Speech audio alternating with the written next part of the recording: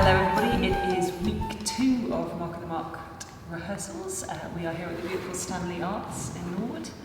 We've got a kind of gear change this week, because last week we were all about the making of the show. We were devising, we were playing a lot of games, we were building the kind of Lego bricks that would make up the show.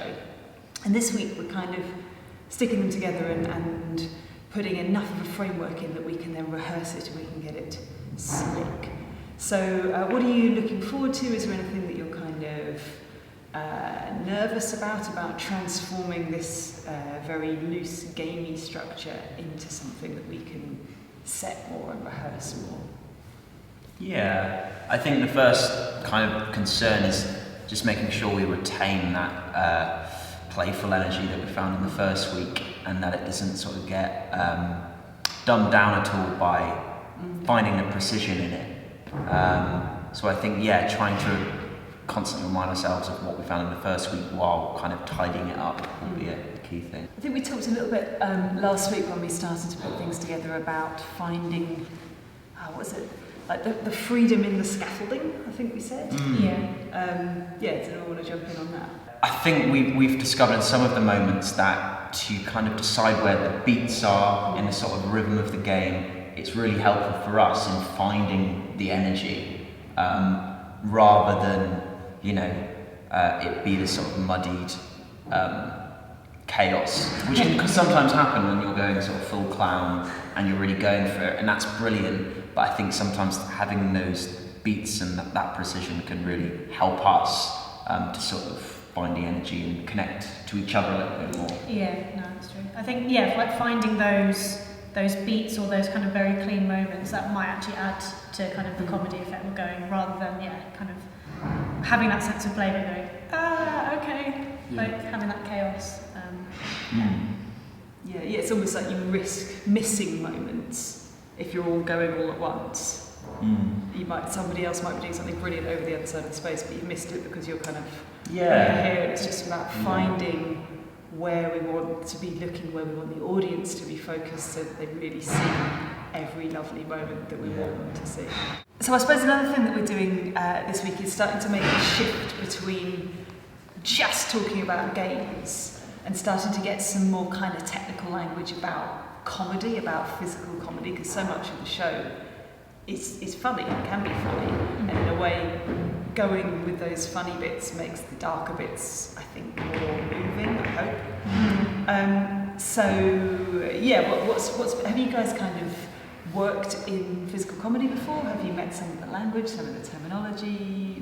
How's that been to start to find and start to explore? I've done not so much physical comedy, but a tiny bit of commedia.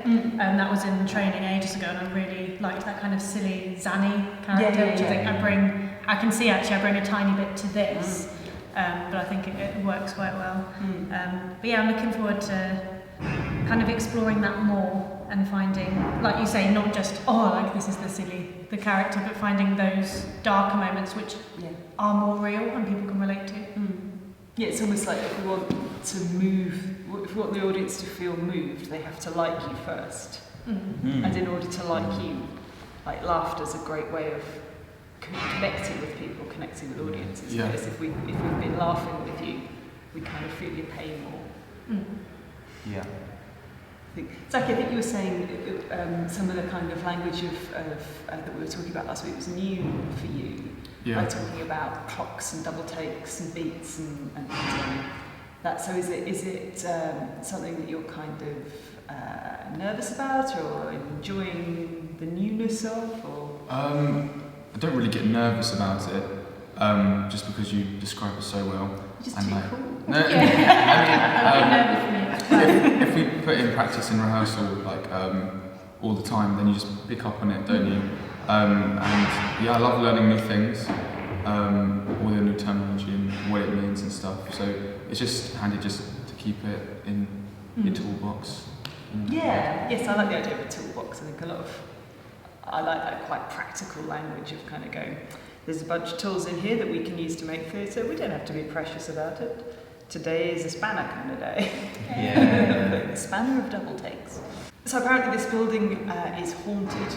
So I'm really looking forward to see if we can make the ghosts laugh this week. That feels like a good target. I actually think I think any organisation where people have worked and any building where people have like worked and made art gets some kind of soul and some spirit to it. Yeah. So let's see if we can make some ghosts giggle. Yeah.